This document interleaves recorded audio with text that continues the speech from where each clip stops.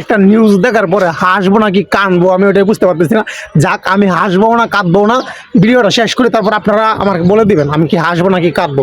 দেখেন, একটা নিউজ মাত্র দেখলাম, শরফুদ্দৌলা সৈকত বাংলাদেশের আম্পায়ার, এই কিছুদিন আগে যে অস্ট্রেলিয়া ভার্সেস ইন্ডিয়া ম্যাচ হয়েছিল তখন কিন্তু এই আম্পায়ারে নিয়ে কিন্তু প্রচুর নাড়াচাড়া হয়েছে।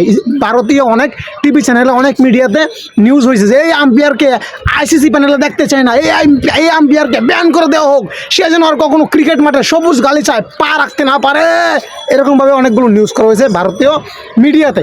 কিন্তু এই শরফুদ্দৌলা সৈকত আবার ইংল্যান্ড ভার্সেস ইন্ডিয়া ম্যাচ আছে 22 তারিখ থেকে, আবারও আইসিসি এই শরফুদ্দৌলা সৈকতকে ডাকছে যে ইন্ডিয়া ভার্সেস ইংল্যান্ডের ম্যাচ আছে, তুমি কোথায়, তাড়াতাড়ি চলে আসো। শরফুদ্দৌলা সৈকত বলতেছে আমার বিপিএল ম্যাচ আছে।